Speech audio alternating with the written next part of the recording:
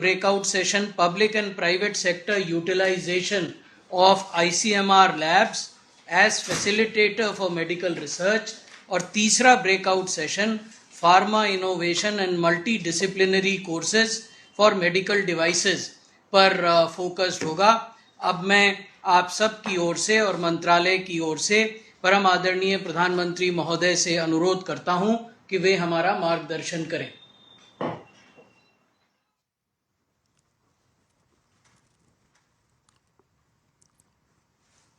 नमस्कार जी। साथियों, जब हम हेल्थ केयर की बात करते हैं तो इसे प्री कोविड एरा और पोस्ट पैंडेमिक एरा, इसके विभाजन के साथ देखना चाहिए। कोरोना ने पूरे विश्व को ये दिखाया और सिखाया भी कि जब इतनी बड़ी आपदा होती है तो समृद्ध देशों की विकसित व्यवस्थाएं भी ध्वस्त हो जाती हैं। दुनिया का ध्यान पहले से कहीं ज्यादा अब हेल्थ केयर पर आया है, लेकिन भारत की अप्रोच सिर्फ हेल्थ केयर तक ही सीमित नहीं, बल्कि हम एक कदम आगे बढ़कर वेलनेस के लिए काम कर रहे हैं। इसलिए हमने दुनिया के सामने एक विजन रखा है, वन अर्थ वन हेल्थ, यानी जीव मात्र के लिए, चाहे वो इंसान हो, एनिमल्स हो, प्लांट्स हो, सबके लिए एक होलिस्टिक हेल्थ केयर की बात कही है। कोरोना वैश्विक महामारी ने हमें ये भी सिखाया है कि सप्लाई चेन कितना बड़ा महत्वपूर्ण विषय बन गया है। जब पैंडेमिक पीक पर थी तो कुछ देशों के लिए दवाएं, टीके, मेडिकल डिवाइसेस, ऐसी जीवन रक्षक चीजें भी दुर्भाग्य से हथियार बन गई थी। बीते वर्षों के बजट में भारत ने इन सभी विषयों पर बहुत ध्यान दिया है। हमें निरंतर कोशिश कर रहे हैं कि भारत की विदेशों पर निर्भरता कम से कम रहे। ऐसे में आप सभी स्टेक होल्डर्स की बहुत बड़ी भूमिका है। साथियों, आजादी के बाद अनेक दशकों तक भारत में स्वास्थ्य को लेकर एक इंटीग्रेटेड अप्रोच, एक लॉन्ग टर्म विजन की कमी रही। हमने हेल्थ केयर को सिर्फ हेल्थ मिनिस्ट्री तक ही सीमित नहीं रखा है, बल्कि whole of the government approach पर बल दिया है। भारत में इलाज को एफोर्डेबल बनाना हमारी सरकार की सर्वोच्च प्राथमिकता रही है। आयुष्मान भारत के तहत 5 लाख रुपए तक के मुफ्त इलाज को ये सुविधा देने के पीछे हमारे मन में यही भाव है। इसके तहत अभी तक देश के करोड़ों मरीजों के लगभग 80,000 करोड़ रुपए जो बीमारी में उपचार के लिए खर्च होने वाले थे, वो खर्च होने से बचे हैं। अभी 7 मार्च को ही कल देश जन औषधि दिवस मनाने जा रहा है। आज देश भर में करीब 9,000 जन औषधि केंद्र हैं। इन केंद्रों पर बाजार से बहुत सस्ती कीमत पर दवाएं उपलब्ध हैं। इससे भी गरीब और मिडिल क्लास परिवारों को लगभग सिर्फ दवाई खरीद करने में 20,000 करोड़ रुपए की बचत हुई है। यानी सिर्फ 2 योजनाओं से ही अभी तक भारत के हमारे नागरिकों के 1 लाख करोड़ रुपए उनकी जेब में बचे हुए हैं। साथियों, गंभीर बीमारियों के लिए देश में अच्छे और आधुनिक हेल्थ इंफ्रा का होना उतना ही जरूरी है। सरकार का एक प्रमुख फोकस इस बात पर भी है कि लोगों को घर के पास ही टेस्टिंग की सुविधा मिले, प्राथमिक उपचार की बेहतर सुविधा हो। इसके लिए देश भर में 1.5 lakh health and wellness centre तैयार हो रहे हैं। इन सेंटर्स में डायबिटीज, कैंसर और हार्ट से जुड़ी गंभीर बीमारियों की स्क्रीनिंग की सुविधा है। PM Ayushman Bharat health infrastructure mission के तहत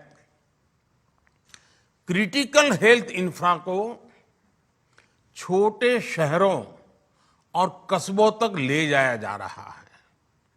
इससे छोटे शहरों में नए अस्पताल तो बन ही रहे हैं, हेल्थ सेक्टर से जुड़ा एक पूरा इकोसिस्टम विकसित हो रहा है। इसमें भी हेल्थ एंटरप्रेन्योर्स के लिए, इन्वेस्टर्स के लिए, प्रोफेशनल्स के लिए अनेक नए अवसर बन रहे हैं। साथियों, हेल्थ इंफ्रा के साथ सरकार की प्राथमिकता ह्यूमन रिसोर्स पर भी है। बीते वर्षों में 260 से अधिक नए मेडिकल कॉलेज खोले गए हैं। इस वजह से मेडिकल की ग्रेजुएट और पोस्ट ग्रेजुएट सीटों की संख्या 2014 के मुकाबले, यानी हम जब सत्ता में आए उसके पहले के मुकाबले में आज 2 गुनी हो चुकी है। आप भी जानते हैं कि सफल डॉक्टर के लिए सफल टेक्नीशियन बहुत आवश्यक है। इसलिए इस वर्ष के बजट में नर्सिंग क्षेत्र के विस्तार पर बल दिया गया है। मेडिकल कॉलेजों के पास ही 157 नए नर्सिंग कॉलेज खोलना मेडिकल ह्यूमन रिसोर्स के लिए बहुत बड़ा कदम है। ये सिर्फ भारत के लिए ही नहीं, बल्कि दुनिया की डिमांड को पूरा करने में भी काम आ सकता है। साथियों, स्वास्थ्य सुविधा को सुलभ और सस्ता बनाने में टेक्नोलॉजी की भूमिका लगातार बढ़ रही है। इसलिए हमारा फोकस हेल्थ सेक्टर में टेक्नोलॉजी के अधिक से अधिक प्रयोग पर भी है। डिजिटल हेल्थ आईडी के माध्यम से हम देशवासियों को टाइमली हेल्थ केयर की सुविधा देना चाहते हैं।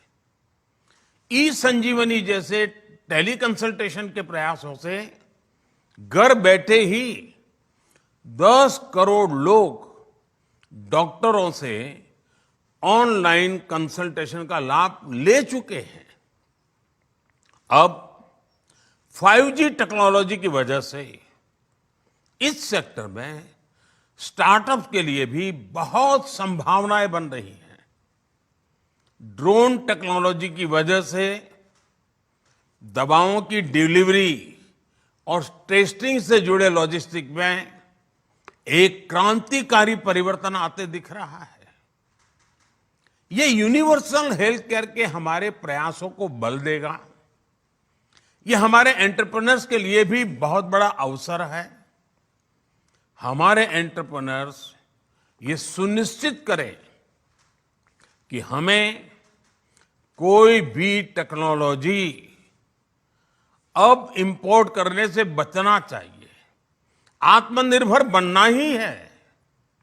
हमें इसके लिए जरूरी इंस्टीट्यूशनल रिफॉर्म्स भी कर रहे हैं। फार्मा और मेडिकल डिवाइस सेक्टर में संभावनाओं को देखते हुए पिछले कुछ वर्षों में कई नई योजनाएं शुरू की गई हैं। बल्क ड्रग पार्क की बात हो, मेडिकल डिवाइस पार्क की व्यवस्था विकसित करने की बात हो, पीएलआई जैसी योजनाओं पर 30,000 करोड़ से ज्यादा का निवेश किया गया है। मेडिकल डिवाइस सेक्टर में पिछले कुछ वर्षों में 12 से 14% की रेट से ग्रोथ भी हो रही है। आने वाले 2-3 वर्षों में ये मार्केट 4 लाख करोड़ तक पहुंचने वाला है। हमने भविष्य की medical technology, high and manufacturing और रिसर्च के लिए स्किल्ड मैन पावर पर काम शुरू कर दिया है। आईआईटी और दूसरी संस्थाओं में मेडिकल उपकरणों की मैन्युफैक्चरिंग की ट्रेनिंग के लिए बायोमेडिकल इंजीनियरिंग या उसके जैसे दूसरे कोर्सेज भी चलाए जाएंगे। इसमें भी प्राइवेट सेक्टर की अधिक भागीदारी कैसे हो? इंडस्ट्री, एकेडेमिया और सरकार, इन सबके बीच अधिक से अधिक तालमेल कैसे हो, और इस पर हमें मिलकर के काम करना है। साथियों, कभी कभी आपदा भी खुद को प्रूव करने का अवसर लेकर आती है। एक कोविड काल में फार्मा सेक्टर ने दिखाया है। कोविड काल में भारत के में फार्मा सेक्टर ने जिस प्रकार पूरी दुनिया का विश्वास हासिल किया है, वह अभूतपूर्व है। इसे हमें कैपिटलाइज करना ही होगा। हमारी इस प्रतिष्ठा को, हमारी सिद्धि को, हमारे प्रति इस विश्वास को रत्ती भर भी आंच नहीं आनी चाहिए, ऊपर से ज्यादा विश्वास बढ़ना चाहिए। सेंटर्स ऑफ एक्सीलेंस के माध्यम से फार्मा में रिसर्च और इनोवेशन को बढ़ावा देने के लिए नया प्रोग्राम लॉन्च किया जा रहा है। इन प्रयासों से अर्थव्यवस्था को काफी मजबूती मिलेगी, साथ ही रोजगार के नए अवसर भी पैदा होंगे। आज इस सेक्टर का मार्केट साइज 4 लाख करोड़ का है। अगर इसमें प्राइवेट सेक्टर और एकेडेमिया के साथ हम तालमेल बिठा लेते हैं तो ये सेक्टर 10 लाख करोड़ को भी पार कर सकता है। मेरा सुझाव है कि फार्मा इंडस्ट्री इस क्षेत्र में इंपॉर्टेंट प्रायोरिटी एरिया की पहचान कर उसमें निवेश करे। रिसर्च को बढ़ावा देने के लिए सरकार ने कई अन्य कदम भी उठाए हैं। सरकार ने आईसीएमआर की कई लैब्स को युवाओं और रिसर्च इंडस्ट्री के लिए खोलने का भी निर्णय ले लिया है। हमें देखना होगा कि और कौन से इसी तरह के इंफ्रास्ट्रक्चर है जिसे ओपन किया जा सकता है। साथियों, प्रिवेंटिव हेल्थ केयर को लेकर सरकार के प्रयासों का बहुत प्रभाव हुआ है। गंदगी से फैलने वाली बीमारियों से बचाने के लिए स्वच्छ भारत अभियान हो, धुएं से होने वाली बीमारियों से बचाने के लिए उज्ज्वला योजना हो, प्रदूषित पानी से होने वाली बीमारियों से बचाने के लिए जल जीवन मिशन हो, ऐसे अनेक इनिशिएटिव, इनके बेहतर परिणाम आज देश के सामने आ रहे हैं। इसी प्रकार कुपोषण, एनीमिया हमारे देश की एक महत्वपूर्ण समस्या भी है। इसलिए हमने राष्ट्रीय पोषण मिशन शुरू किया और अब तो खुशी की बात है, मिलेट्स यानी श्री अन्न, जो कि एक प्रकार से सुपर फूड है, न्यूट्रिशन के लिए, पोषण के लिए महत्वपूर्ण फूड है और जो हमारे देश में बहुत स्वाभाविक रीते हर घर उसे परिचित है। यानी श्री अन्न पर भी बहुत अधिक बल दिया गया है। भारत के प्रयासों के कारण ही इस वर्ष को संयुक्त राष्ट्र द्वारा इंटरनेशनल ईयर ऑफ मिलेट्स के रूप में मनाया जा रहा है। पीएम मातृवंदना योजना और मिशन इंद्रधनुष जैसे कार्यक्रमों से हम स्वस्थ मातृत्व और स्वस्थ बचपन सुनिश्चित कर रहे हैं। योग हो, आयुर्वेद हो, फिट इंडिया मूवमेंट हो, इन्होंने लोगों को बीमारियों से बचाने में मदद की है। भारत के आयुर्वेद से जुड़े प्रोडक्ट्स की डिमांड पूरी दुनिया में बढ़ रही है। भारत के प्रयासों से WHO का ट्रेडिशनल मेडिसिन से जुड़ा ग्लोबल सेंटर भारत में ही बन रहा है। इसलिए हेल्थ सेक्टर के स्टेक होल्डर से मेरा एक आग्रह है और खास करके आयुर्वेद के साथियों से आग्रह है, एविडेंस बेस्ड रिसर्च को हमें बहुत बढ़ाना होगा। सिर्फ परिणाम की चर्चा पर्याप्त नहीं है, प्रमाण भी उतने ही आवश्यक है। इसके लिए आयुर्वेद के क्षेत्र में काम करने वाले उद्यमियों को, रिसर्च से जुड़े साथियों को जोड़ना होगा, उनको आगे आने होगा। साथियों, आधुनिक मेडिकल इंफ्रास्ट्रक्चर से लेकर मेडिकल ह्यूमन रिसोर्स तक देश में हो रहे प्रयासों का एक और पक्ष है।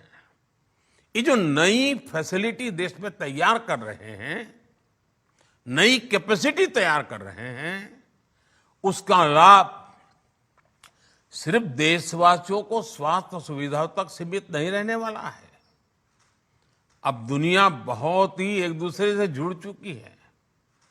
ये भारत को दुनिया का सबसे आकर्षक मेडिकल टूरिज्म डेस्टिनेशन बनाने के लिए बहुत बड़ा अवसर हमारे सामने है।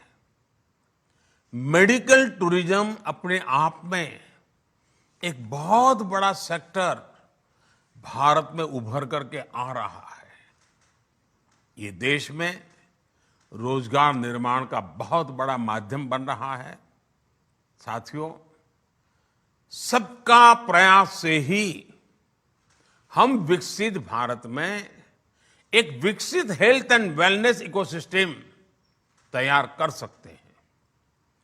इस वेबिनार में शामिल होने वाले सभी लोगों से मेरा आग्रह है कि वो अपने सुझाव जरूर दें। हम बजट को तय समय सीमा में निर्धारित लक्ष्य के लिए निश्चित रोड मैप के साथ अमल में लाएं, सभी स्टेक होल्डर्स को साथ लेकर के चलें और अगले साल बजट के पहले हम इन सपनों को धरातल पर उतारें, इस बजट संकल्प को धरातल पर उतारें, इसमें आपके सुझाव चाहिए, इसमें आपके बारीक अनुभव का लाभ चाहिए। मुझे विश्वास है कि आप सबका अनुभव, आप सबके निजी विकास के संकल्प, देश के विकास के संकल्प के साथ जुड़ करके हम सामूहिक शक्ति से, सामूहिक प्रयास से सिद्धि अवश्य प्राप्त करेंगे। मेरी आपको बहुत बहुत शुभकामनाएं हैं। धन्यवाद।